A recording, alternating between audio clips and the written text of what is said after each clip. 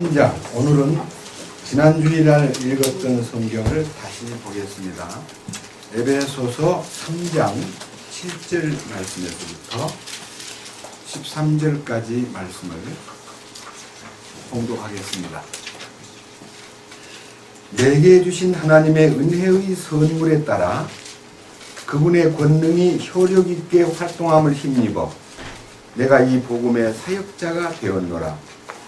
그분께서 모든 성도들 중에서 가장 작은 자보다 더 작은 나에게 이 은혜를 주신 것은 헤아릴 수 없는 그리스도의 부요함을 내가 이방인들 가운데에서 선포하게 하고 또 예수 그리스도에 의해 모든 것을 창조하신 하나님 안에 세상이 시작된 이후로 감추어 온 이 신비에 참여하는 것이 무엇인지 모든 사람들이 보게 하려 하심이라. 그 목적은 그분께서 이제 교회를 사용하사 하늘의 처소들에 있는 정사들과 권능들에게 하나님의 갖가지 지혜를 알게 하려 하심이라. 이것은 곧 그분께서 그리스도 예수 우리 주 안에서 작정하신 영원한 목적에 따른 것이라. 그리스도 안에서 우리가 그분의 믿음을 통해 담대함을 가지며 또 확신 있게 나아감을 얻느니라. 그러므로 내가 바라노니 너희를 위한 나의 환난들로 인해 너희는 낙심하지 말라. 그것은 너희의 영광이니라. 13절까지 말씀을 읽었습니다. 다시 한번 함께 기도드리겠습니다. 영원한 영광과 존귀를 받으시기에 합당하신 우리 주님, 만왕의 왕이시며 만주의 주이신 주님을 우리가 섬긴다고 하면서 우리가 얼마나 왕이신 주님을 거역하고 우리 스스로가 왕노릇하기를 좋아하고 얼마나 많은 세월들을 탕자처럼 방황했는지 모릅니다. 그러한 저희들을 긍휼히 여기사 주님의 왕권 앞에 무릎을 꿇게 하시고 주님의 다스림을 받고 사는 것이 얼마나 행복하고 얼마나 합당한 길인가를 알게 해주신 주님을 찬양합니다. 오늘 이 아침에도 이 거룩한 말씀을 우리가 함께 대하고 이 말씀을 함께 생각할 때에 주 성령님께서 이 무리 가운데 기름 부어주시고 주님의 그 거룩하신 임재 가운데서 이 말씀을 깨닫는 역사가 있게 하여 주옵소서. 말씀을 전하는 자가 마음대로 생각하고 마음대로 표현하지 않도록 주의 능력과 권위가 통제하는 가운데 이 거룩한 말씀이 우리에게 단순한 사람의 소리가 아니라 하나님의 음성으로 들을 수 있도록 우리 마음을 주께서 사로잡아 주시옵소서. 우리 주 예수 그리스도의 이름으로 기도드렸습니다. 아멘. 제가 지난 주일에 이 에베소 3장 7절에서 13절까지를 놓고 주님이 십자가에 죽으시고 그 다음에 사흘 만에 부활하시고 주님이 승천하셔서 영광스러운 그 왕좌에 앉게 된 사건은 홀로 이루신 사건이지만 그 사건 속에는 사탄의 권좌가 무너지고 사탄의 통치 구역, 사탄의 모든 왕권과 정사와 권세들이 완전히 박멸이 되고 그리스도께서 부활하신 몸으로 승천하시기 전에 이렇게 말씀하셨습니다. 하늘과 땅의 모든 권세를 내게 주셨으니 너희는 가서 모든 민족으로 제자를 삼아 아버지와 아들과 성령의 이름으로 침례를 주고 내가 너희에게 분부한 모든 것을 가르쳐서 지키게 하라. 볼지어다 내가 세상이 끝나는 날까지 너희와 항상 함께 있으리라. 이렇게 말씀하신 후 승천하셨습니다. 근데 우리는 예수님께서 단독으로 십자가에 돌아가시고 죄를 용서하는 대업을 이루시고 속죄의 그 피의 능력이 온 인류에게 유효하게 효능을 발휘하도록 결정하셨고 부활의 능력으로 우리가 거듭나고 우리의 혼이 변화를 받고 승천의 자리에 영광스러운 왕이 등극하심으로써 통치권이 이제 바뀌었다는 것을 우리는 믿고 있지만은요, 이 불쌍한 죄인이 그 십자가에 함께하는, 십자가에 연합되는, 그 다음에 부활에 함께하고 부활에 연합되는 이 신비가 우리에게 열리고 우리들도 우리가 그 몸과 함께 승천의 자리까지 함께 이르렀다는 이 놀라운 실제에 대해서 우리는 감격하고 사탄의 권세가 무너진 것에 대해서 우리는 신앙생활에 있어서의 우리의 이 마지막 전쟁은요, 이런 말씀에 해당된다고 믿습니다. 로마서 16장을 하나 읽어보겠습니다. 로마서 16장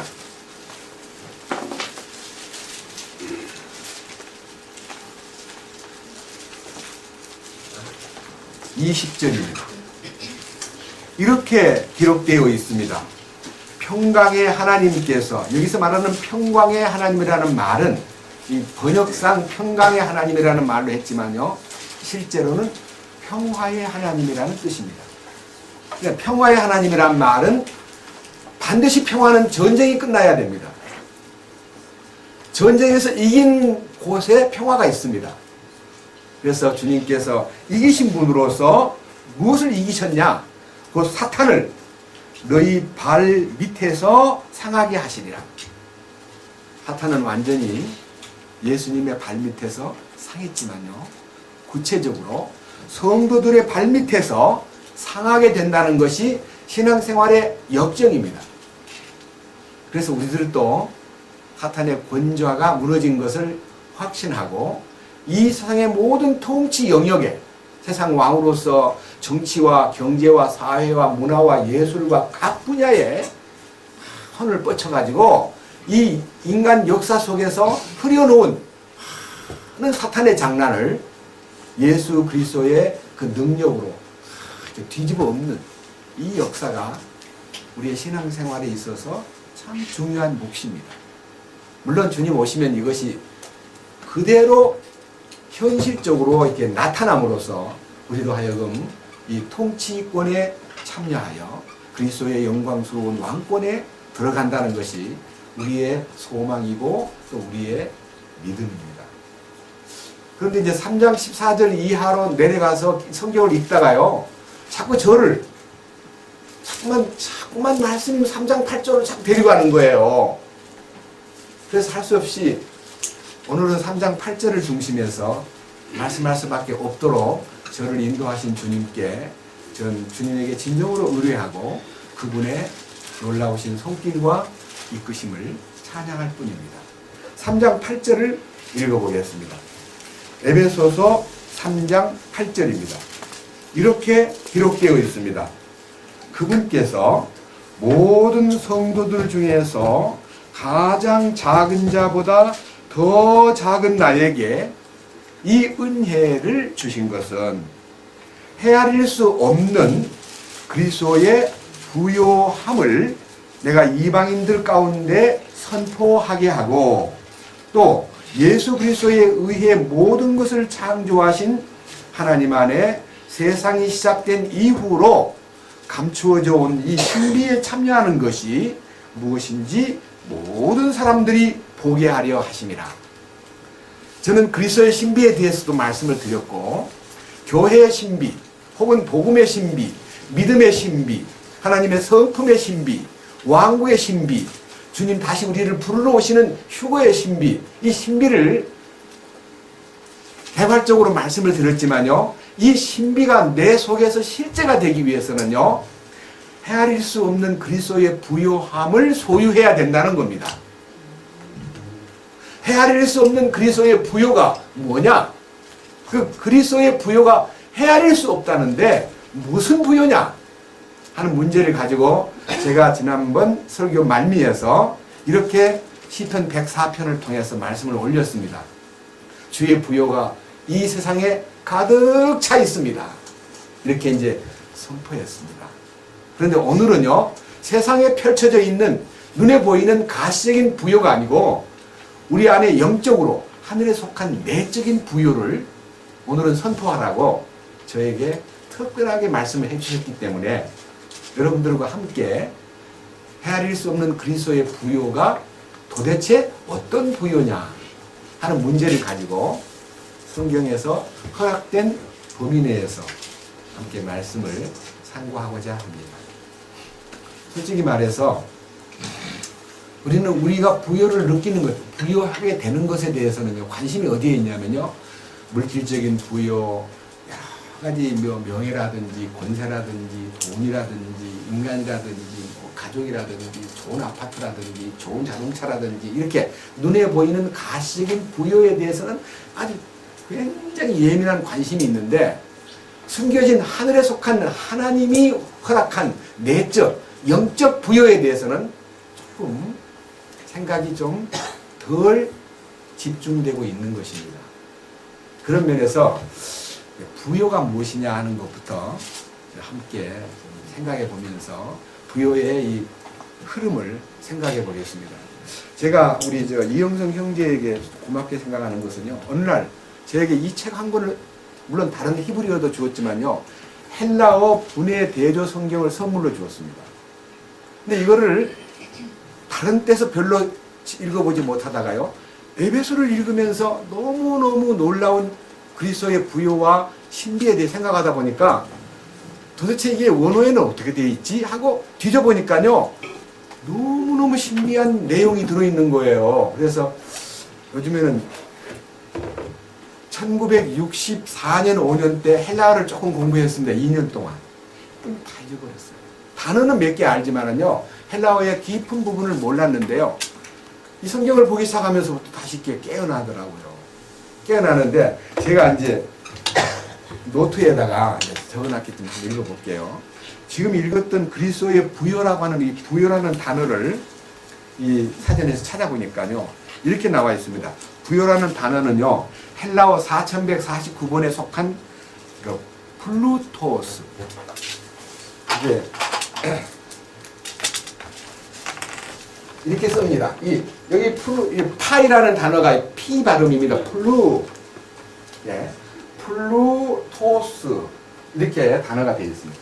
이게 이제 이거를 한글로 플루토스 이게 이제 부여라는 뜻인데 이 부여라는 뜻을 영어로 번역할 때는 riches, riches라는 riches. 여러분 이제 이 riches라는 단어는요 부여하다, 재물이 어떻고 저떻고 뭐 부요함, 풍성함, 재물 이런 말로 번역이 되어 있습니다. wealth라고도 wealth라고 하는 단어도 같이 번역이 양쪽으로 되어 있는데 이 부요라는 단어가 해설이 딱 나와 있는데 제가요 너무너무 감사하게 그걸 받아들였어요. 여기는 물론 안 나와 있지만요. 첫째, 부요는 물질적인 땅의 부요를 말한다. 이 물질적인 땅의 부요가 하나님이 분명히 주신 거예요. 그런데 이 물질적인 땅의 부요가 사탄이 점유함으로써 하늘에 속한 하나님의 부요를 보지 못하도록 만드는 방해물이라는 겁니다. 참 희한해요. 부요는 하나님이 주셨는데 왜 그 부요가 사람을 망하게 만드는가? 성경 하나를 누가복음 8장을 한번 보겠습니다. 땅에 속한 부요가 왜 사람을 망하게 만드는가 하는 겁니다.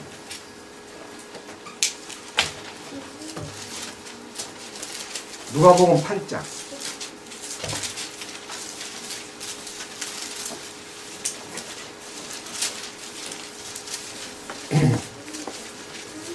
14절입니다. 우리 이렇게 공부한다는 게 너무 행복해요. 예. 8장 14절 뭐라고 되어 있는 거 아니요? 가시나무들 사이에 떨어진 것은 말씀을 듣고 나아가다가, 그러니까 이 말씀을 듣고 나아간다는 말은 이 누가복음 8장에 있는 씨 뿌리는 비유에서 말씀을 듣고 나아간다고 하는 이 말씀이 무슨 말씀이냐 그러면요, 죄사함에 관련된 말씀이 아니고 왕국의 신비에 관한 말을 듣고 나아가다가 어떻게 된 거예요? 예? 이 세상 삶의 염려와 재물과 여기 재물이라는 단어가 riches, 플루토스입니다. 재물.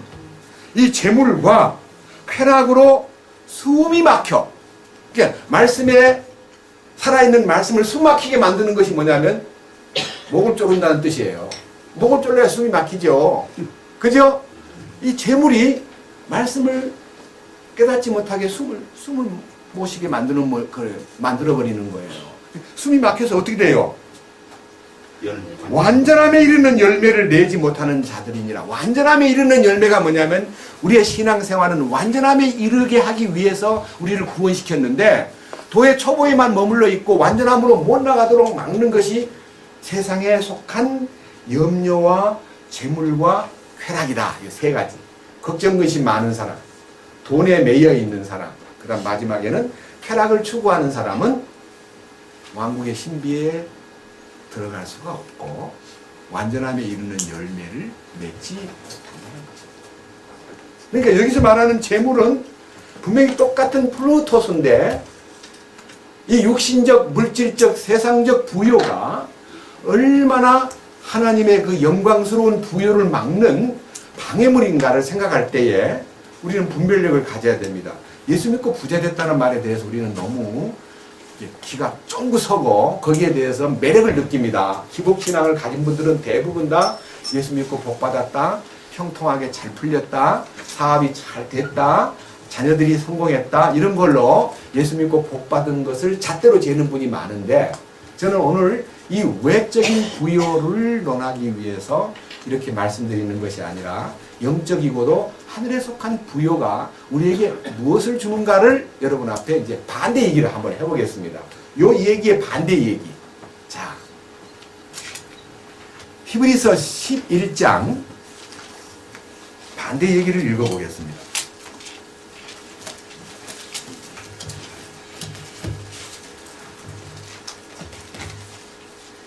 히브리서 11장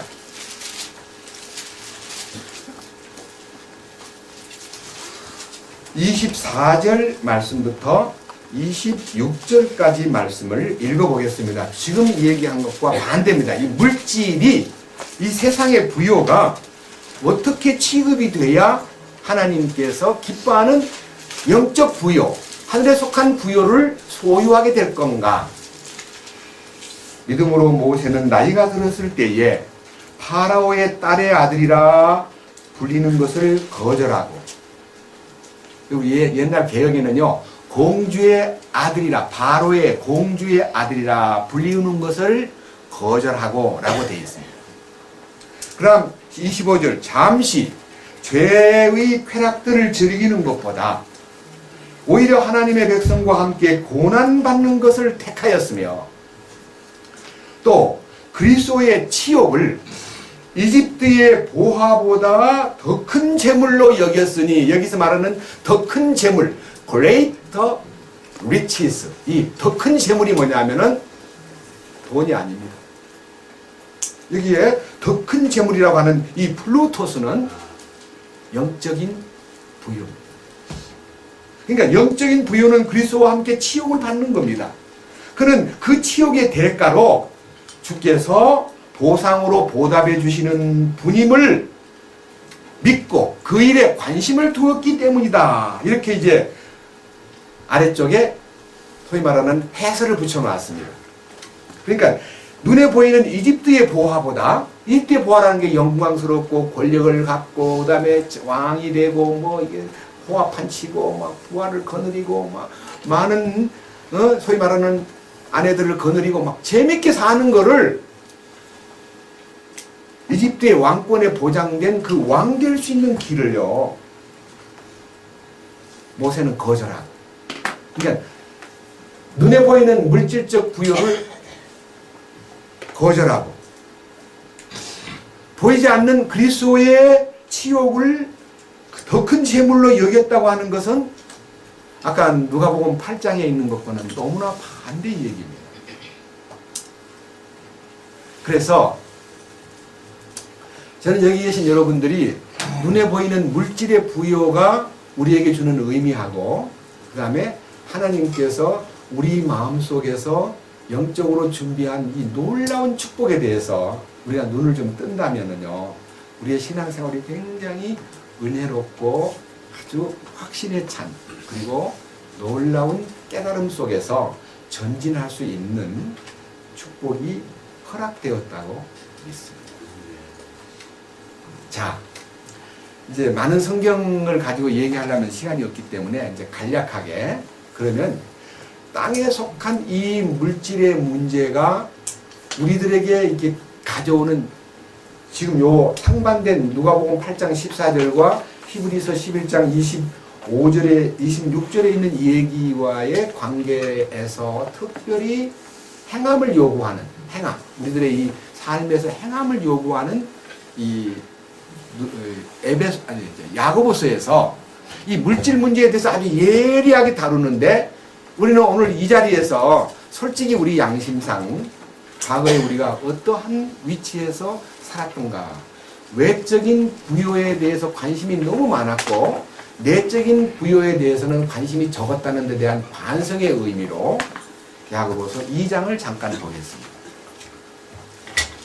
야고보서 2장, 히브리서에서 석장을 넘기면 됩니다.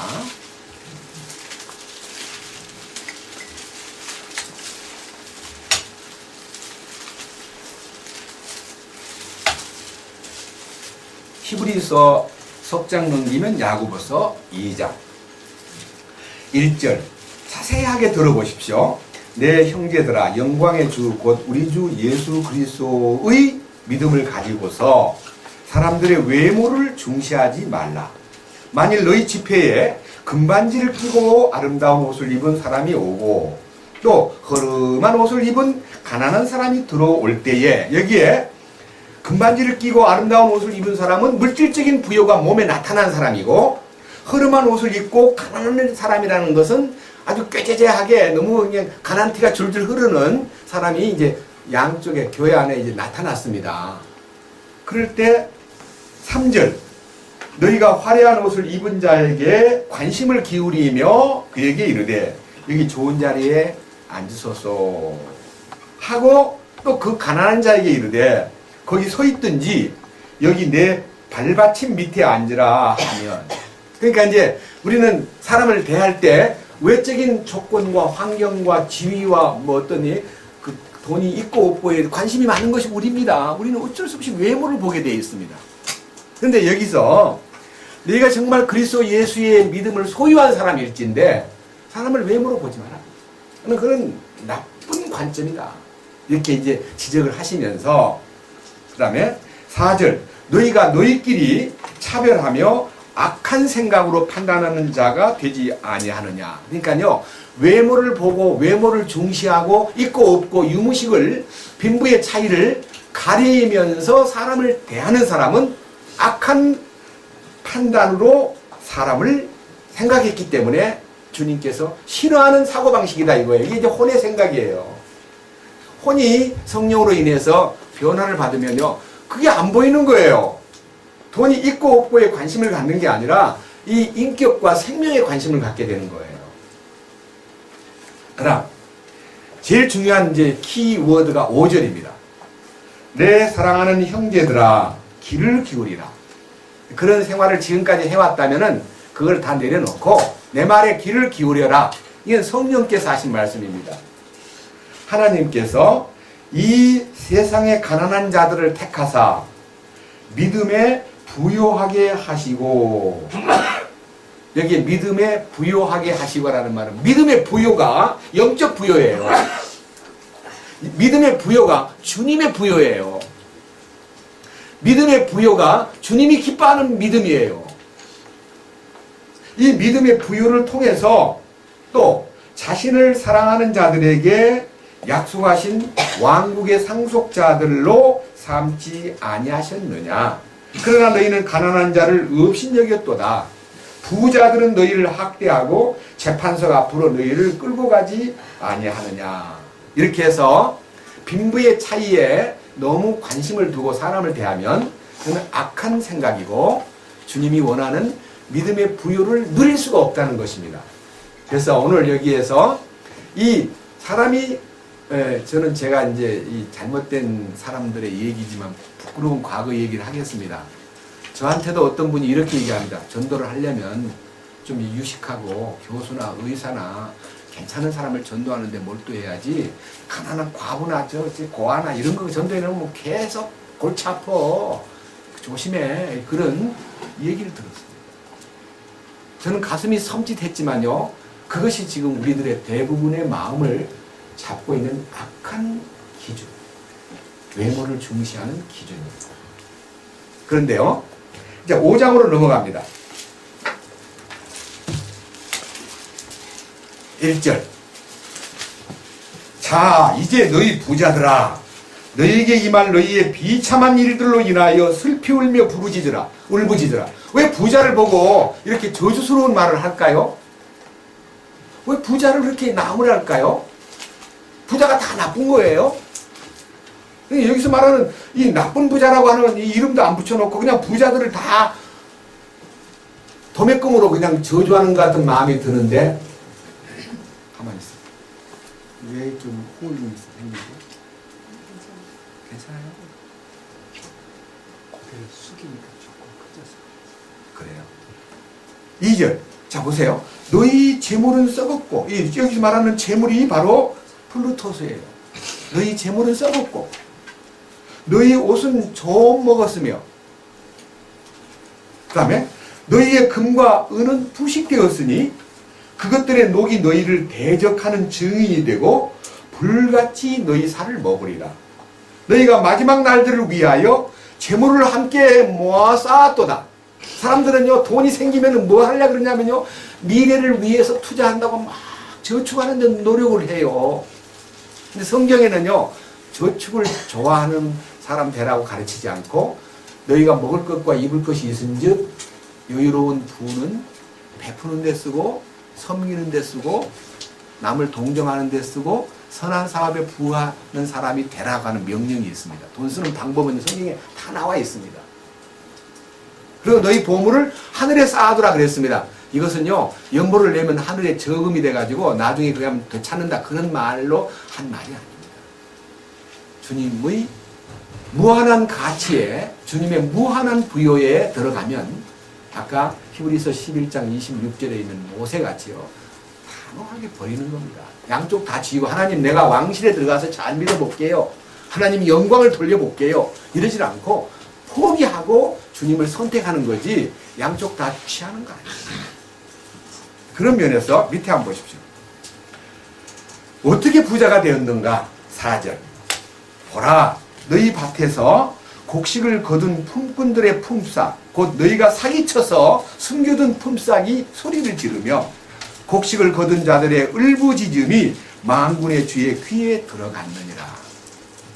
부자는요, 부자 될 때에 노력을 해서 땀을 흘리는 것만큼의 대가를 받아서 부를 저축한 게 아니라, 부자가 되기 위해서는 많은 노동자들을 착취하고요, 임금을 떼먹고, 그 다음에 임금을 떼먹는 게 아니라 지금 대부분의 기업들은요, 100명의 인부를 시켜서 건설공사에다 투입을 했는데, 서류를 꾸밀 때는 200명 고용한 걸로 써가지고요, 100명분의 소위 말하는 나머지를 비자금으로 쓰고, 그걸로 이제 다른 여러 가지 활동을 하는 것이 대부분의 이 품삯 속이는 이 지주와 똑같은 방법이 이 산업사회에도 아주 팽배하게 들어가 있어요.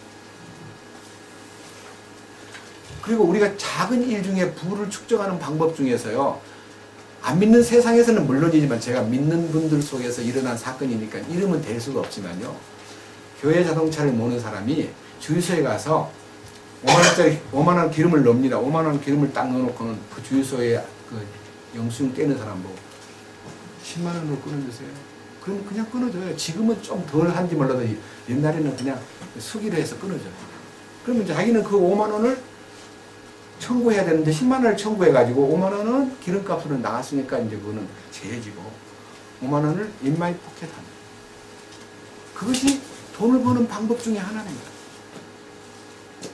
제가 동대표로 있는데 동해에서요, 그 아파트 단지에서 제가 동대표를 한 2년 했습니다.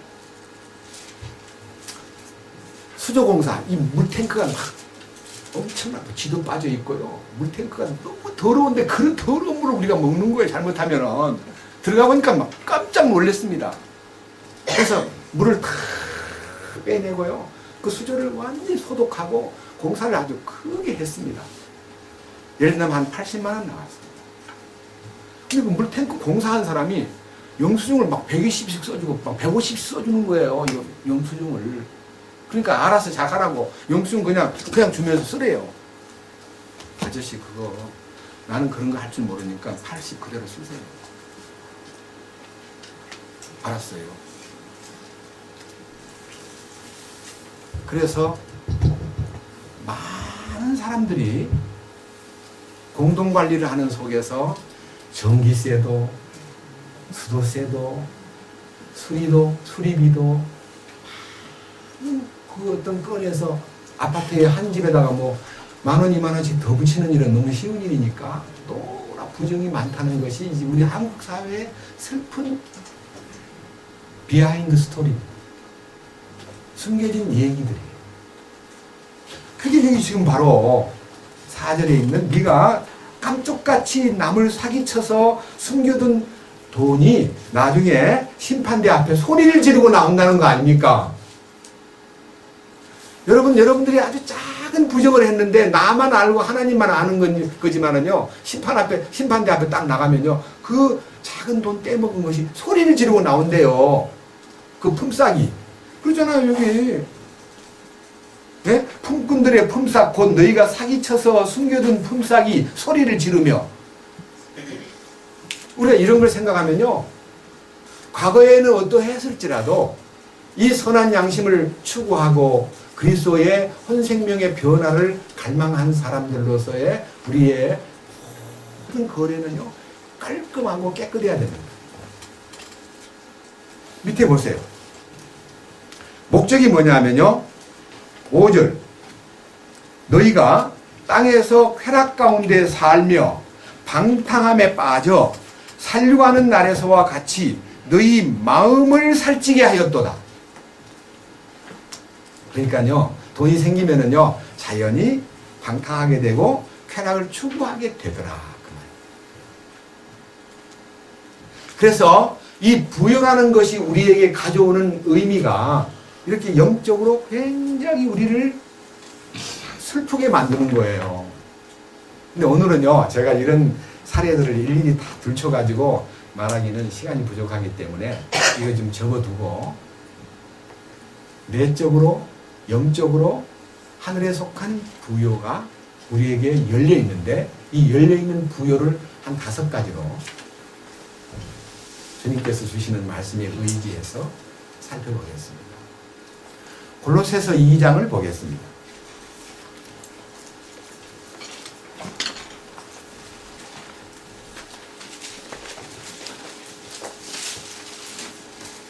(1절입니다) 내가 너희와 라오디게아에 있는 자들과 육신으로 내 얼굴을 보지 못한 자들을 위해 얼마나 큰 싸움을 싸우고 있는지 너희가 알기를 내가 원하노니.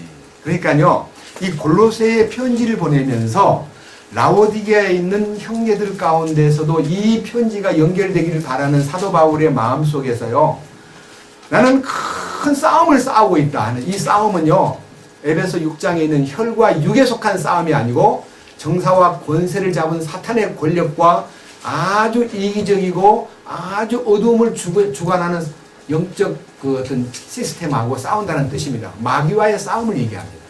그런데 이 사탄과의 싸움을 하기에 앞서서 주님의 그 큰 부여로 무장을 해야 넉넉히 이기는데, 이것이 5가지 단계입니다. 첫째, 2절. 이것은 그들의 마음이 위로를 받고, 저는요, 성경에서 말하는 위로를 받고 하는 이 위로가요, 이건 무슨 위로냐? 누구한테 위로가 필요하냐? 솔직히 말해서 위로라는 단어는요, 상처 입고 누구한텐가 피해를 입고 병이 걸리고 때로는 사별을 하고 때로는 자식이 죽고 이렇게 해서 어려움에 빠져 있는 사람에게 위로가 필요한데요. 주님이 우리에게 제시하는 위로는요, 굉장히 차원이 다릅니다. 자, 주님이 우리에게 약속한 위로에 대해서 마음의 위로가 내한테 연결이 되었는가 안 되었는가는 이 말씀 읽어보면 내한테 그 위로가 왔구나. 그 위로가 내와 관계가 있구나 하고 느낌이 딱 올 겁니다. 이 위로 속에 들어가는 하나님의 위로함이 내 안에 나타날 때에 이 나머지 네 항목이 딱 열리는 겁니다. 근본이 마음의 위로입니다. 요한복음 14장 보겠습니다. 요한복음 14장은요, 요한복음 13장이 마지막 유월절을 주님께서 제자들을 데려다가 발을 씻기신 후에 그 다음에 나를 팔아먹을 이 배반자가 누구라는 것까지 지적해 주시고 마지막에 내가 너에게 새 명령을 주오니 서로 사랑하거라 하고 이제 얘기하다가 마지막 부분에 가서 너희들이 다 나를 버릴 거다라는 말을 하니까 베드로가 절대로 나는 주님을 버리지 않겠으며 생명까지 내놓겠습니다 라고 하는 말을 했을 때 베드로 보고 하는 말이 네가 오늘 밤 수탉이 울기 전에 네가 3번이나 나를 부인하리라 하신 말씀을 던져줌으로써 제자들 전체가 그냥 완전히 불안 공포 속에 빠져버린 거예요. 예수님 우리를 믿지 않는구나. 우리는 너무너무 참 잘못되게 된다는 건가. 예수님이 왜 죽어야 되는가. 죽는 것이 뭔가 하고 공포에 떨고 있는 그들에게 요한복음 14장이 제시되는 겁니다. 십자가 앞에 선 예수님과 십자가를 바라보는 제자들과는 견해가 너무 다릅니다. 예수님은 스스로 죽음을 선택하고 십자가 앞에 나가지만 베드로와 요한과 야고보와 다른 제자들은 예수님이 죽는 것에 대해서 이해를 못하기 때문에 막 말리려고 그러고 정말 어떻게 저분이 죽다니 하고 마음에 심한 갈등을 느끼는 그들에게 예수님이 이렇게 말씀하십니다. 1절에서 너희는 마음에 근심하지 말라. 하나님을 믿고 또한 나를 믿으라. 해설이 참 긴데요. 근심하지 마라. 너희는 절대로 마음에 근심하지 말고 이 나의 죽음에 대해서 근심하면 안 된다. 그러면서 주님이 자기 길을 이렇게 딱 제시하는데 제자 중에 하나가 어디로 가시려 그러세요? 도마가 이제 어디로 가시려 그러세요? 하고 그 길을 물으니까 내가 바로 길이야. 내가 바로 생명이야.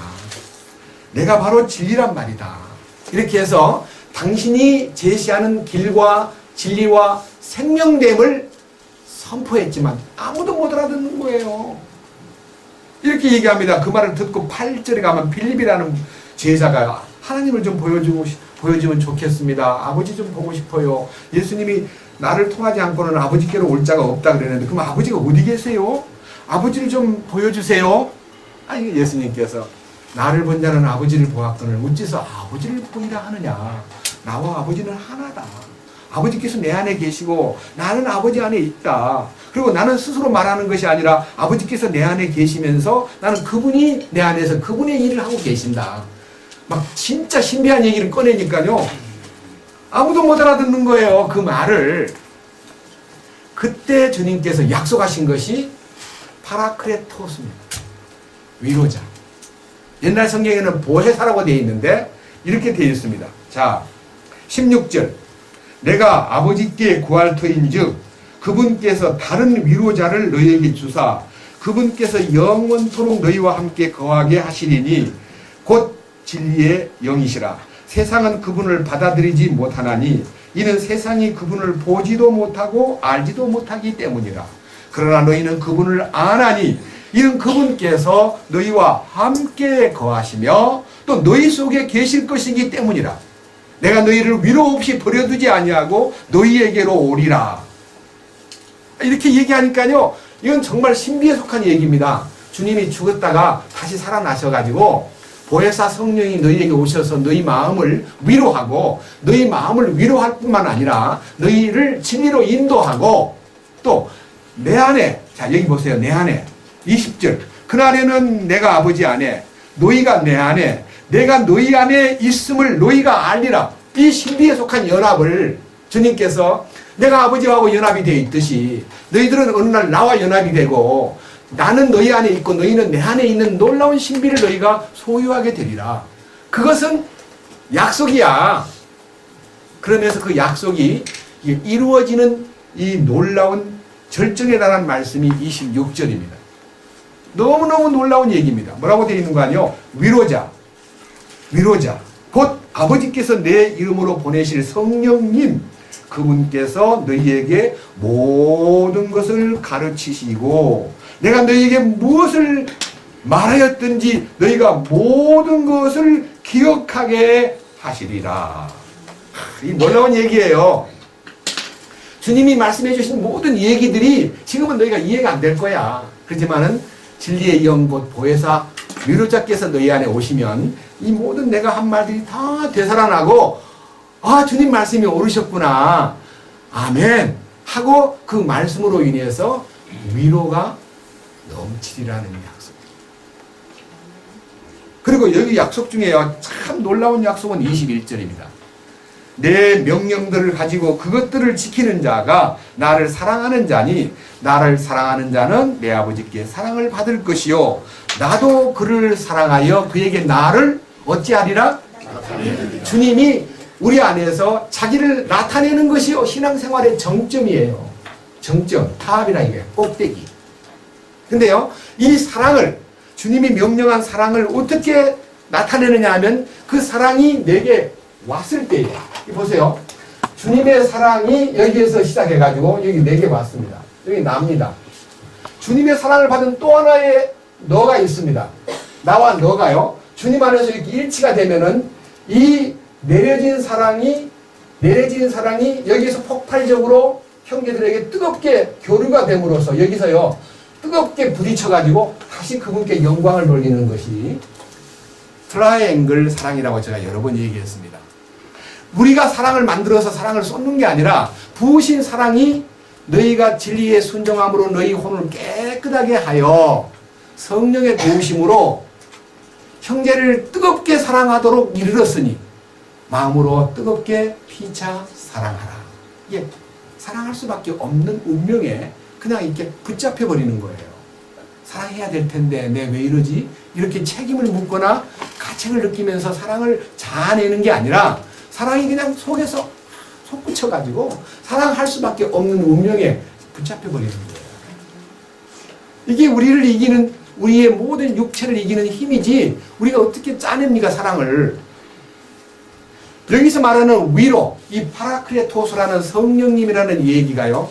제가 또 여기 우리 형제님이 준 이 헬라어 성경을 놓고 이 파라크레토스를 이렇게 찾아보니까요. 이렇게 기록되어 있더라고요. 한번 읽어볼게요. 파라크레토스라는 말은요. 무슨 뜻이냐 하면요. 파라크레토스라는 말은 곁으로 부른다. 곁으로. 자기 옆으로 불러들여서 돌보는 것을 말하는데 번역을 하기를 위로자, 개역에서는 보혜사, 요한일서 2장 1절에서는 변호자라고 번역을 했는데 이 파라크레토스의 어원이 뭐냐면 파라칼레오라고 하는 말입니다. 위로하다, 격려하다, 활기를 주다, 설득하다 이런 뜻인데 이것이 뭔 말인 거 아니요? 완전히 성령님께서 우리에게 오셔가지고요 우리 마음을 완전히 만져주시는 거예요. 그래서 주님이 만짐받은 그 마음은요 성령으로 적셔지고 성령으로 적셔진 사람은 그냥 주님의 기쁨이 아까 약속한 대로 내가 평안을 너희에게 주노니 곧 나의 평안을 너희에게 주노라. 내가 너희에게 주는 것은 세상이 주는 것 같이 아니하니라. 너희는 마음에 근심도 말고 두려워하지도 말아라. 이 요한복음 14장 26절에 그렇게 말씀하셨습니다. 그러니까 우리는요 모든 근심 걱정에서 해방이 되는 거예요. 뭐가요? 마음의 위로가 나타나서. 자, 근데 나타난 위로가요 어떻게 흘러가는가 한번 봅시다. 고린도후서 1장. 고린도후서 1장입니다.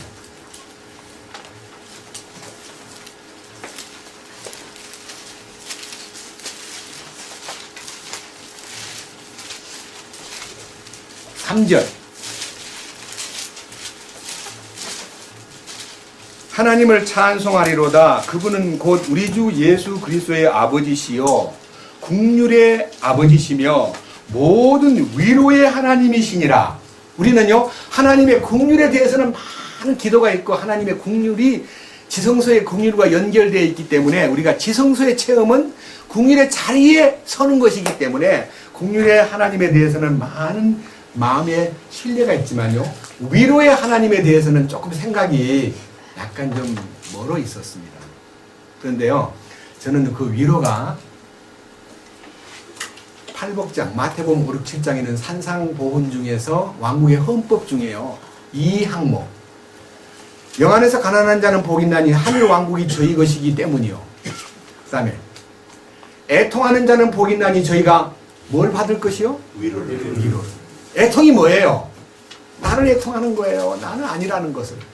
내가 인척하고 내가 너무너무 뻐기고 교만 불손한 나의 자아가요, 성령 앞에서 굴복하는 그 순간이 애통의 순간이 돼야 되는데, 가장 큰 애통은 자기를 향한 애통이 시작될 때 하늘로부터 위로가 나타나는데, 그 위로가 밑에 보세요. 4절. 그분께서 우리의 모든 환난 중에서 우리를 위로하심은 우리 자신이 하나님께 위로받을 때 얻는 위로를 힘입어. 그러니까 위로받을 때 얻는 위로가 뭐냐면요, 아까 말한 대로 왜 인생에게 환난이 있습니까? 왜 믿음으로 사는 사람한테 왜 어려움이 따라오냐 이 말이에요. 이 어려움은요, 가벼운 어려움도 있지만 중대한 어려움도 있고요, 굉장한 어려움도 있습니다. 그것이 히브리서 12장의 징계입니다. 그러나 그 징계는요, 매를 때려가지고 버리는 게 아니라 매를 때려가지고 하나님의 거룩으로 초대하는 거예요. 하나님의 거룩하심과 완전하심에 참여하게 만들기 위해서 매를 때리는 거예요. 주님이 주시는 그 징계는 너무너무 아름다운 거예요.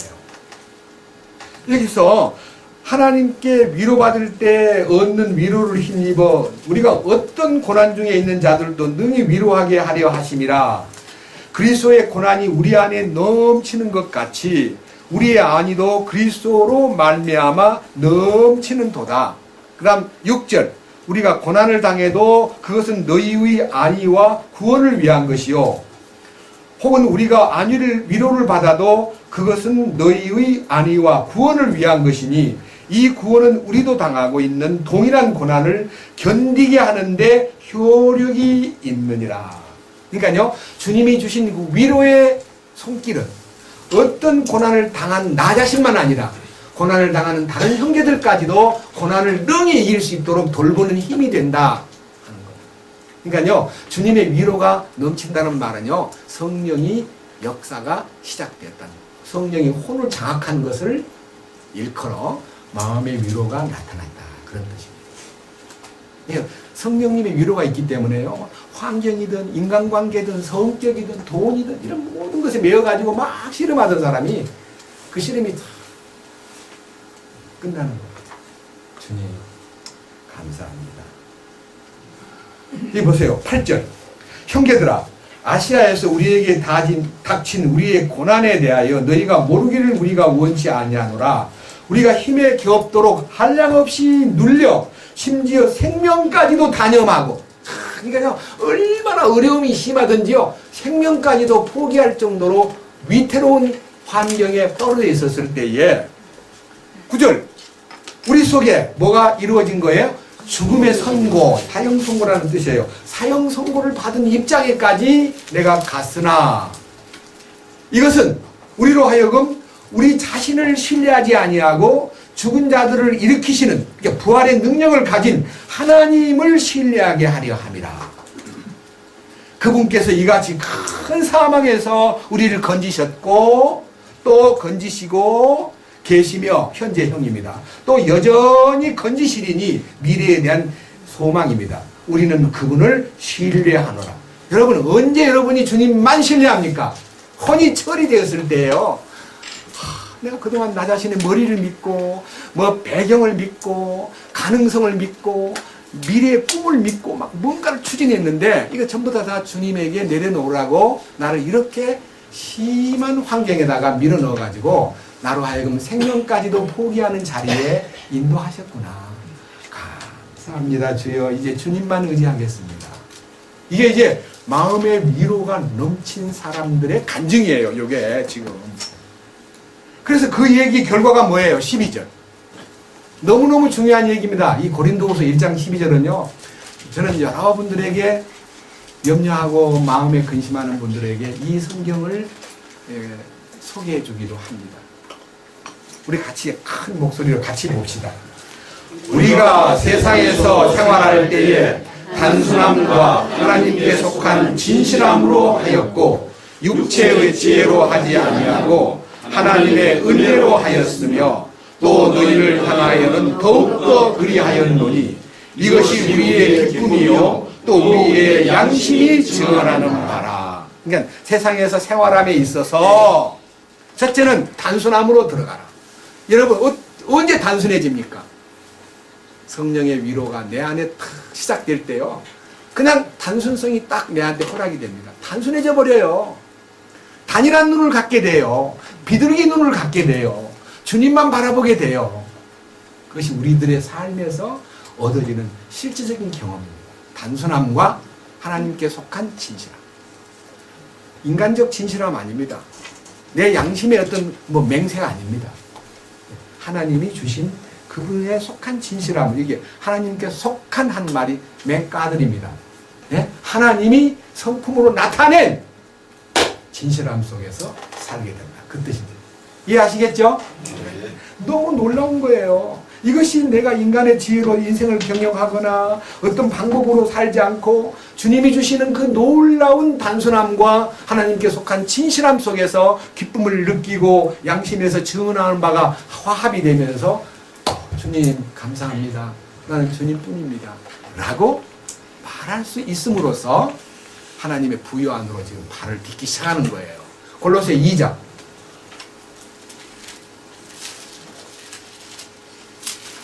골로새 2장입니다.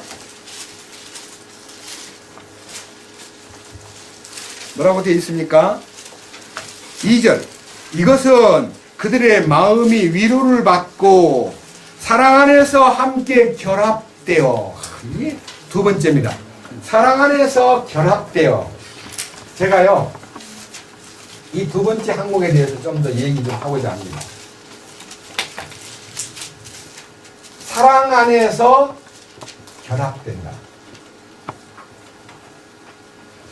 여러분, 저는 성경에서 이 단어 하나가 이렇게 중요하구나 하는 것을 이 에베소를 이렇게 강의하면서 특별히 더 절실하게 느꼈습니다.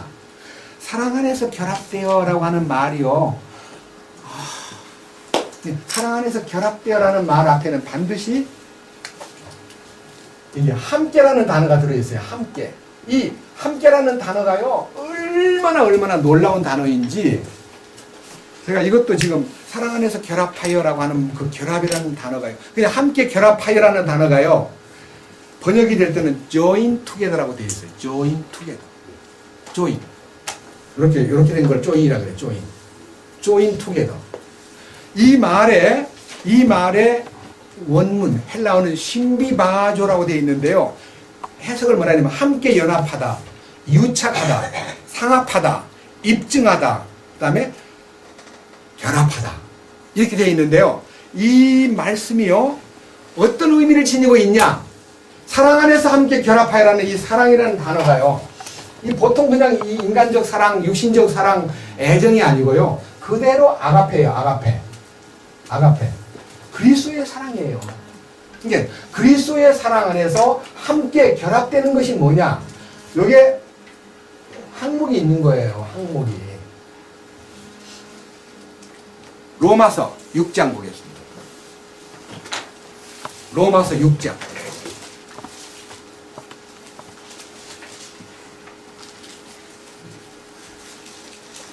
로마서 6장.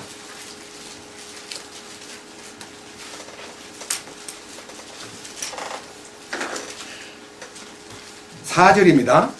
그러므로 우리가 죽음 안으로 침례를 받아 그분과 함께 묻혔나니 이것은 그리스도께서 아버지의 영광을 힘입어 죽은 자들로부터 일으켜진 것 같이 우리도 생명의 새로움 속에서 걷게 하려 함이라. 만일 우리가 그분의 죽음과 같은 모양으로 함께 심겼으면 또한 그분의 부활과 같은 모양으로 되리라. 우리가 이것을 알거니와 우리의 옛사람이 그분과 함께 십자가에 못 박힌 것은 죄의 몸을 멸하여 이제부터는 우리가 죄를 섬기지 아니하게 하려 함이니 죽은 자는 죄로부터 해방되었느니라. 만일 이제 우리가 그리스도와 함께 죽었으면 또한 그분과 함께 살 줄을 믿노니. 이 말씀 가운데서요, 제 마음에서 일부러 이 스마트폰을 갖고 나왔는데요, 이런 말씀이 마음속에서 특별히 얘기하고 싶은 중요한 얘기입니다. 여기 로마서 6장 5절을 제가 개역 성경과 비교해서 읽어보겠습니다. 개역 성경에는 뭐라고 되어 있냐면요, 자세히 로마서 6장 5절을 쳐다보세요. 6장 5절에 만일 우리가 그의 죽으심을 본받아 연합한 자가 되었으면 또한 그의 부활을 본받아 연합한 자가 되리라. 여기에 연합한 자가 되었으면 하는 말이 여기 번역에는 함께 심겼으면 이라고 되어 있습니다. 그래서 제가요, 이 헬라어 성경을 또다시 찾아서 읽었습니다. 읽어보니까 이렇게 되어 있습니다. 함께 심겼으면 하는 말이요, 번역이 뭐라고 되어 있냐면요, planted together라고 되어 있고, 또 하나는 grown together. 이제 planted라는 말은요, 함께 자란다는 뜻이고요. 그라운이 함께 자란다는 뜻이고요. planted는 함께 심겼다는 뜻이에요. 근데 다른 번역에는요, united with라고 되어 있어요. united with. 그게 뭔 말인 거니? 연합이에요. 그러니까 이 원문이 쉼이토스라는 단어인데, 쉼이토스라는 말이 함께 자라며, 함께 심기며, 함께 연합되어, 그러니까 전부 다가 맞는 말이에요. 그러니까 개역 성경에서 무조건 아니다 그러지 말고, 아하, 여기도 이런 방향으로 번역을 했구나. 주님의 죽으심에 연합되는 것이 주님의 부활에 연합되는 길이구나. 연합이라는 단어가 쉼이토스라는 단어인데 너무너무 신비한 단어예요. 그러니까 함께 심긴다, 함께 자란다 하는 게 뭐, 어떻게 함께 자랍니까? 접붙임이 됐다는 뜻이에요. 접붙임이. 그리스도의 생명을 접붙이는 거예요. 최자매님을 접붙이려면요, 최자매님이라는 자아가 있는 떨감나무인데, 감나무를 밑둥을 딱 쳐버려요. 그 이제 뿌리하고 밑둥만 남아있는데, 반감나무이신 주님, 참 감람나무이신 주님을 딱 붙여가지고 이렇게 묶어놨어요. 이거요, 건들면 안 돼요. 이거 건들면 또, 이거 붙었나 안 붙었나 알려고요, 이렇게 묶어놨던 걸 이렇게 풀어보면 죽어. 가만히 기다려야 돼요. 누가 건드냐? 사탄이 와가지고 건드려. 간적. 신경질 내고 막 이상한 행동을 하면 이게 흔들려. 그래가지고 접붙이며 금방 진액을 받지 못함으로써요, 비실비실해져요. 그럴 때는 어떻게 해야 되냐? 상처를 빨리 싸매려면 흐름을 막 진액을 이겨가지고요, 막 뚱뚱뚱 감아서 다시 막 감아줘야 돼요. 방법은 뭐냐? 가만히 있어야 돼요. 흔들면 안 되고. 흔드는 게 뭐냐? 사탄이 자꾸 흔드는 거예요. 성질나게 만들고 뭐 이상한 환경을 만들고. 접붙임이 함께 심기는 거예요. 주님의 죽으심에다가 우리를 연합을 시키는데, 머리 대신 주님하고 몸된 우리가 주님 안에서 이렇게 함께 연합이 되는 것이 십자가의 죽으심과 부활과 승천의 사랑 안에서 함께 결합되어 이 뜻이에요. 좀 넘어가가지고요, 우리 다른 성경 한번 봅시다. 에베소서, 이 말씀을 증거하는 성경 중에서 에베소서 4장을 보겠습니다. 에베소서 4장.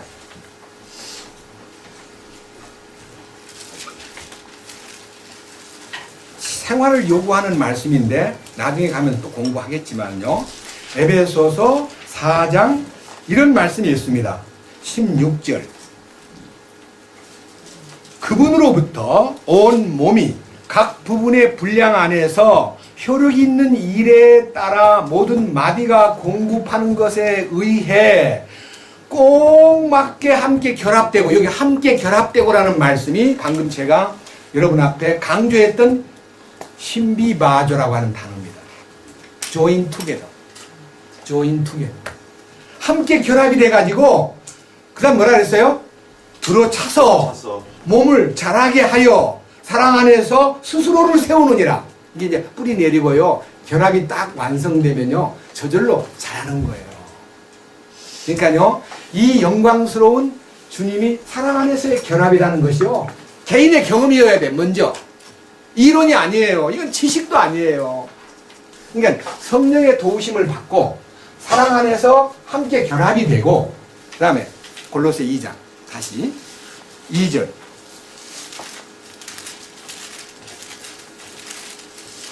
뭐라고 되어 있습니까? 2절 이것은 그들의 마음이 위로를 받고 사랑 안에서 함께 결합되어, 그 다음 뭐가 나타나요?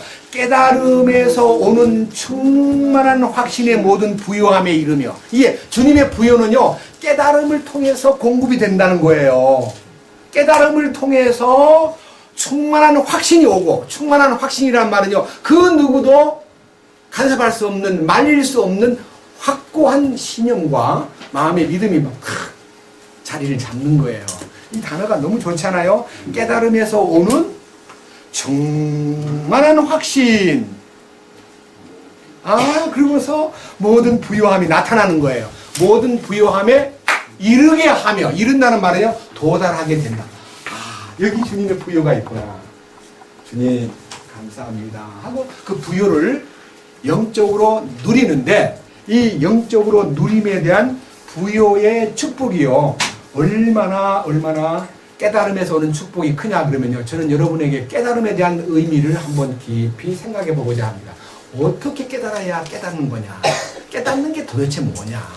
이게 이제 깨달음에 대한 신비가 우리 마음속에서 이 설교 듣다가 아는 거는 깨닫는 거 아니에요. 여기에 깨달음이라는 단어는 시네시스라고 되어 있는데요, 이 말은 번역이 understanding 혹은 이렇게 번역되어 있습니다. learning together. 놀라운 얘기예요. running together. 꼭 같이 있어요. running together. 함께 달린다는 뜻이에요. 누구하고? 주님하고. 그것도 그냥 걷는 게 running이 아니고 walking이 아니고 running이에요. running. 달리는 거예요. running together.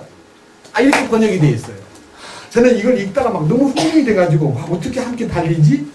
야, 이거 놀랍다. 그 말은요, 깨달음은 함께 손잡고 달리게 만든다 이거예요. 이 놀라운 사실에 대해서 여러분 함께 이 깨달음에 대한 얘기가요, 예사로운 얘기가 아니라는 점을 밝혀주기 위해서 잠깐 동안 몇 부분 보겠습니다. 마태복음 13장 다시 봅니다. 마태복음 13장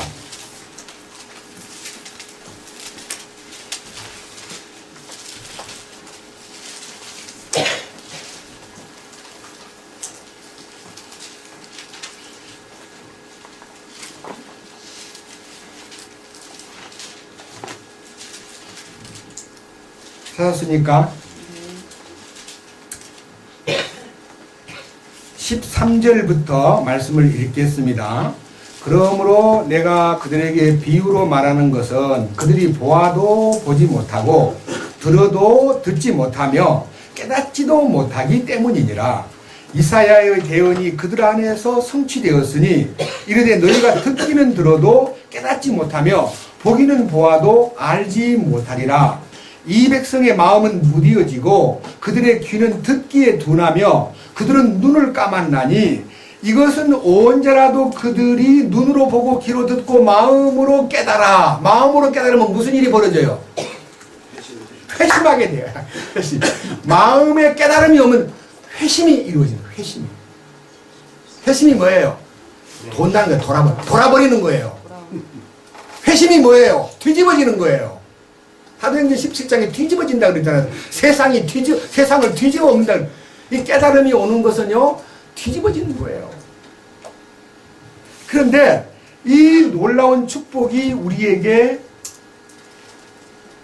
깨달음을 통해서 회심하여 고침을 받는 것이 나타나는데, 주님께서 고침을 받지 못하고 깨달음을 제한한다는 얘기가 거기에 15절에 기록되어 있습니다.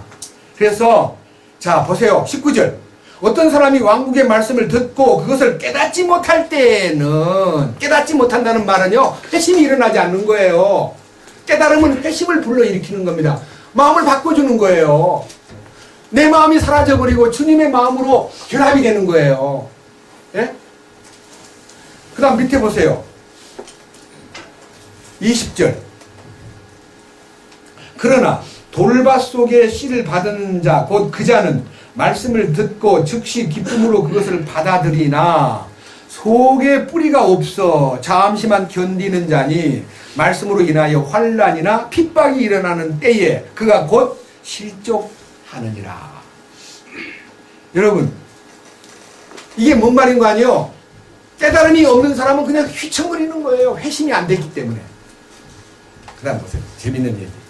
23절. 그러나 좋은 땅 속에 씨를 받은 자는 말씀을 듣고 뭐한 자니? 깨닫는 자니. 그 순간 깨달으면 그게 열매를 맺게 되고 100배가 맺든 60배가 맺든 30배가 맺든 열매가 맺어지는 거예요.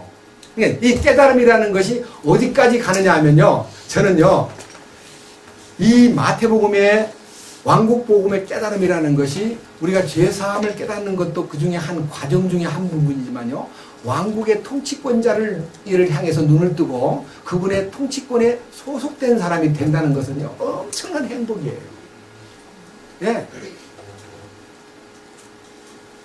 그런데요.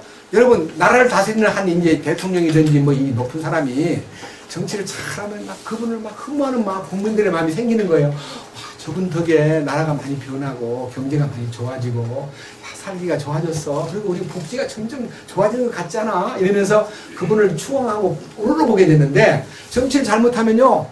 원망을 하고 지금 인기도가 뭐 30% 이하로 떨어졌다 그럽니다. 그게 뭔 말이냐?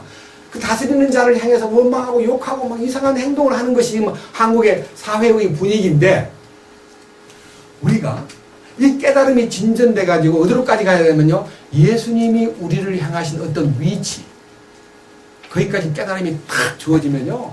우리의 신앙생활이 막 엄청나게 회심이 막 작동해 가지고 이게 놀라운 열매 맺는 고침받은 결과로 인하여 열매 맺는 생활이 막 나타나는 겁니다. 요한일서 5장 한번 보십시다. 제일 좋은 성경입니다. 요한일서 5장이요. 요한일서 전체의 결론입니다. 요한일서 5장.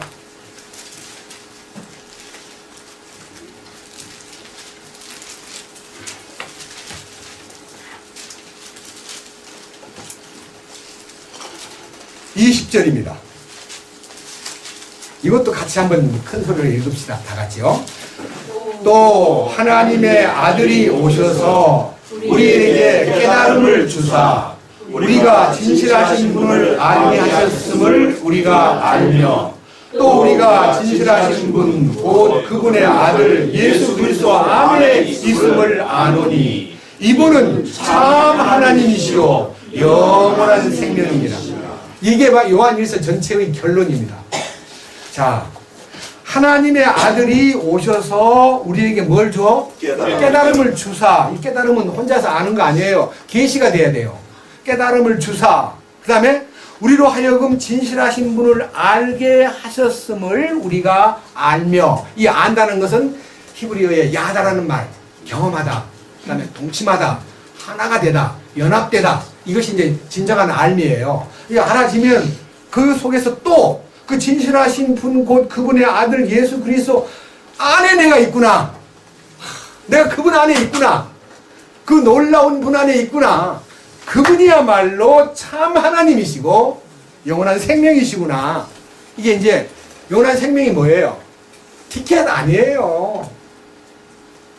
영원한 생명이라는 딱지를 하나 받아가지고 보관해 놨다가 나중에 천국문 들어갈 때 저 영생 티켓 있거든요 하고 여기 내미는 딱지가 아니고 영원한 생명은 부활 생명이에요. 예수님이 나는 생명이 부활이요 생명이니 나를 믿는 자는 죽어도 살겠고 물은 나를 살아서 믿는 사람은 영원히 죽지 아니하리라. 이것을 네가 믿느냐? 영원한 생명이 우리 안에서 작동하고 실제가 돼야 참 하나님 안에 있는 자기의 실제가 행복하게 느껴지고 그것이 바로 하나님의 부요 안에 있구나 하는 것을 느끼는 하나의 기초예요. 다시 골로새 2장 봅니다. 뭐라고 되어 있냐? 아까 읽었던 대로 또 한 번 읽겠습니다. 2절. 이것은 그들의 마음이 위로를 받고 사랑 안에서 함께 결합되어 깨달음에서 오는 충만한 확신의 모든 부요함에 이르며, 그러니까요, 이 깨달음에서 오는 충만한 확신이라는 것이 뭐냐?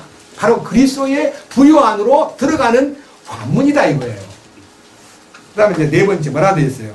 하나님과 아버지와 그리스도의 신비를 인지하는 데 이르게 하려 합니다. 제가요, 하나님의 신비는 그리스도라 그랬습니다. 그리스도의 신비는 그리스도 안에는 이 놀라운 우리를 향한 몸된 교회의 신비가 부여되었기 때문에 크도다 하나님의 성품의 신비요 그렇지 않다는 이 없도다 하는 이 거룩한 신비가 교회를 통해서 나타나는데 그 속에 복음의 신비가 들어있고 믿음의 신비가 들어있고 하나님의 성품의 신비가 들어있고 왕국의 놀라운 통치권이 보이고 그 다음에 영광스러운 우리를 부르러 오시는 교회의 중공 때 휴거가 된다고 하는 이 신비를 인지한다. 인지한다는 말은요, 내 것으로 삼고 산다는 거예요. 이 얼마나 놀라운 행복이에요. 이 마지막 단계, 이 3절이요. 너무 우리 마음을 흥분시켜요. 뭐라고 되어 있어요? 3절. 그분 안에는, 그러니까 그 놀라운 부요 안에는 뭐가 들어있다고요? 지혜와 지식의 모든 보화가 감추어져 있다. 이 보화, 이 지혜와 지식의 보화가 뭐냐고 하는 것을요, 열왕기상 3장의 솔로몬은 이렇게 알았습니다. 지혜만 구하면 보화가 그 안에서 따라 들어온다 하는 걸 알았기 때문에 하나님이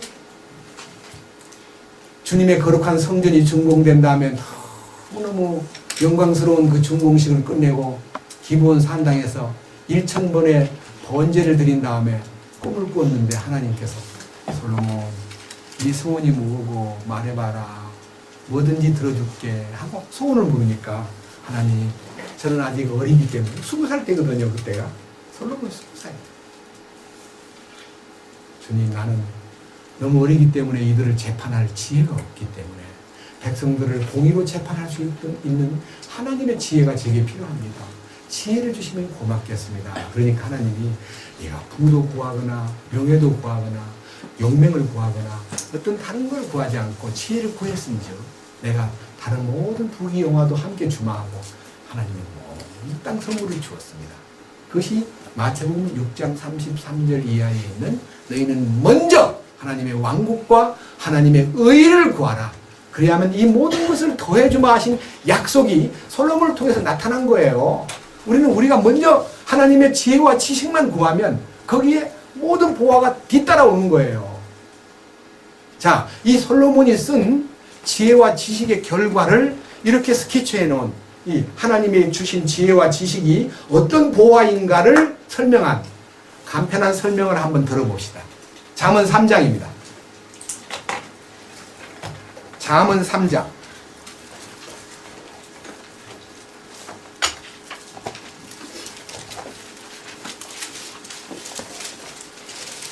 13절입니다.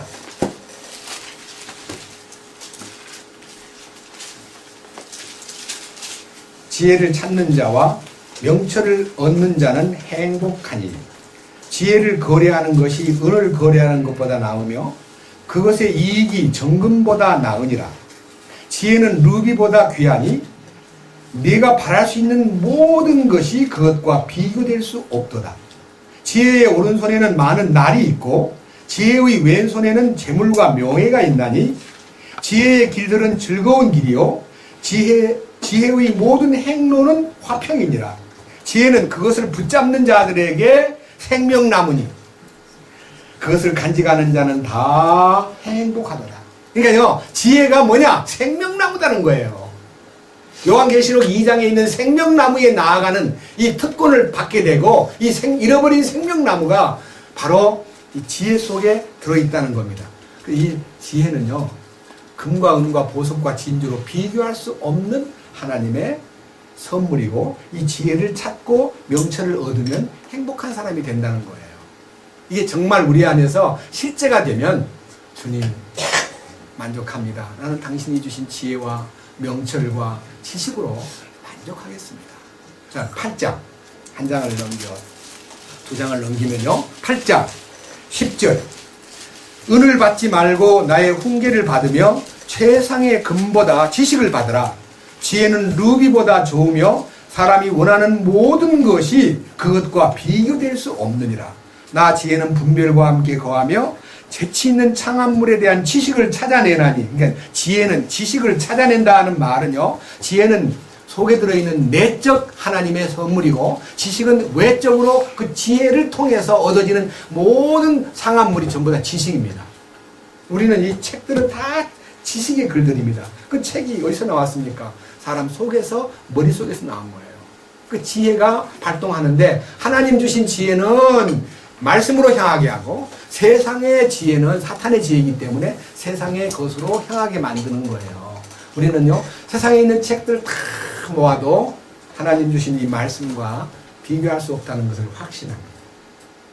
저는 이 평생에 남은 과제는 이 말씀과 함께 산다는 행복을 세상의 모든 책을 다 보태도 이 성경 한 권과 비교할 수 없다는 것을 깨달았습니다. 그것이 하나님이 주신 지혜입니다. 다시 잠언 8장입니다. 13절. 주를 두려워하는 것은 악을 미워하는 것이라. 나는 교만과 거만과 악한 길과 삐뚤어진 입을 미워하느니라. 계략과 건전한 지혜가 내 것이니 나는 명철이니라. 내게 능력이 있으므로 나를 통해 왕들이 통치하며 통치자들의 정의를 포고하고 나를 통해 통치자들과 고귀한 자들 곧 땅의 모든 재판관들이 다스리느니라. 나를 사랑하는 자들을 내가 사랑하나니 일찍 나를 찾는 자들이 나를 만나리라. 재물과 명예가 내게 있나니 참으로 오래 지속되는 재물과 의가 내게 있도다. 내 열매는 금보다 나으니 참으로 정금보다 나으며 내 소득은 최상의 은보다 나았도다. 내가 의의 길로 인도하며 판단의 행로들 한가운데로 인도하나니 이것은 내가 나를 사랑하는 자들로 하여금 재산을 상속받게 하려 함이라. 내가 그들의 창고들을 채우리라. 이게 무슨 말인 거 아니에요? 이 세상에 물질에 관심을 갖고 사느니 하나님의 지혜에 관심을 갖고 하나님의 부요함 속에만 들어가면 그 속에 온갖 보화가 약속이 되어 있는데 그 약속을 누릴 수 있는 것은 지상의 천년왕국에 들어가면 네가 원하는 바보다 훨씬 수천 배 수만 배의 축복을 누리게 되는 그것이 우리에게 약속된 미래의 보이는 부요입니다. 보이는 부요는 땅에서 분명히 누리는데 여기서 지금 우리 인생길에서는 누릴 생각하지 말고 주님이 주시는 것이 우리한테 뭐가 좀 돈이 좀 생겼다면요, 그 돈도 누리라고 준 게 아니라고 베풀라고 준 거다 이거예요. 하나만 더 보고 마치겠습니다. 디모데전서 이제 결론을 가지고 우리의 이 물질관에 대한 주님의 명령을 한번 들어보겠습니다. 디모데전서 이제는요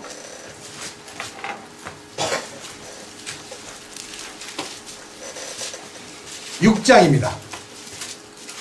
7절. 우리가 이 세상에 아무것도 가지고 오지 아니하였은즉 아무것도 가지고 가지 못할 것이 확실하니 먹을 것과 입을 것이 있은즉 우리는 그것으로 만족할 것이니라.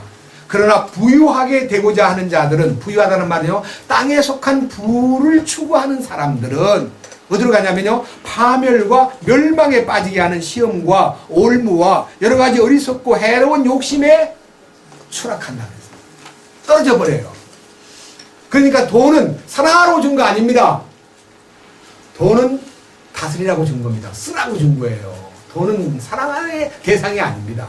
돈을 사랑함이 모든 악의 뿌리가 되나니 어떤 자들이 돈을 탐내다가 믿음에서 떠나 잘못하고 많은 고통으로 자기를 찔러 꿰뚫었도다. 그러니까요, 물질에 대한 집착과 돈을 벌어야겠다는 강한 욕구가 있거든요. 회개해야 됩니다. 6장 1절, 6장 11절. 그러나 오 하나님의 사람아, 너는 이것들을 피하고 의와 하나님의 성품과 믿음과 사랑과 인내와 온유를 추구하라. 우리가요, 어디에다가 초점을 맞출 거냐가 딱 나타나 있고, 또 돈이 좀 있는 사람은 17절. 이 세상에서 부유한 자들에게 명하여, 약간 돈이 좀 있다고 느끼는 사람이요, 그들이 마음을 높이지 말고 확실치 않은 재물을 신뢰하지도 말며, 확실치도 않는 재물이라는 단어가 아까 제가 플루토스, 리치스라고 되어 있습니다. 그러니까 물질은 확실치 않는 거예요. 그것을 신뢰하지도 말며 오직 살아계신 하나님 곧 우리에게 모든 것을 풍성히 주사 누리게 하시는 그분을 신뢰하고 그 돈이 어디에 쓰여져야 되냐 하면요. 선을 행하고 선한 일들에 부여하고 베풀기를 좋아하며 기꺼이 나누어 주게 하라. 저는 이것이 지금 제 생애 2015년도 기도 중에 가장 큰 기도 중에 하나입니다. 주님, 물질 좀 주십시오. 이제는 돈 쓸 줄 알게 되었은지 정말 기꺼이 주님이 기뻐하는 뜻을 따라서 쓰겠습니다. 주님, 허락해 주십시오. 예, 그런 마음으로 지금 이 그리스도의 부요가 보이는 물질이 아니고 보이지는 않으나 5가지 원칙, 아까 읽었던 골로새 2장 2절과 3절에 있는 첫째는 그 안에서 위로를 통해서 내 마음이 치료를 받고 사랑 안에서 함께 결합됨으로써 그분과 완전히 뗄래야 뗄 수 없는 축복된 관계를 맺고 깨달음에서 오는 충만한 확신의 모든 부요함을 소유하고 하나님과 아버지와 그리스도의 신비를 인지함으로써 그 안에 있는 지혜와 지식의 모든 보화가 어떤 것인가가 인지가 되면요. 신앙생활이 너무너무 신바람이 난다는 것입니다. 이 축복이 여러분 안에 실제가 되기를 주님의 이름으로 축원합니다. 주님 감사합니다.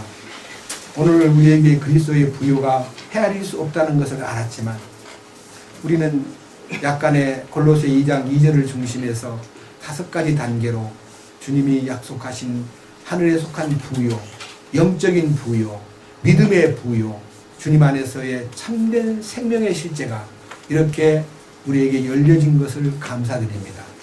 우리로 하여금 이제 하나님의 의와 왕국의 실제만 구하고 이 땅에 사는 동안에 물질에 대해서나 세상의 부요에 대해서 초월할 수 있고 주님 주시는 그 놀라운 지혜와 지식의 보화 속에 우리 자신이 거처를 정함으로 주님이 필요에 따라 공급해 주실 때에 기꺼이 심부름 잘하는 충성된 신하가 되도록 인도하여 주옵소서.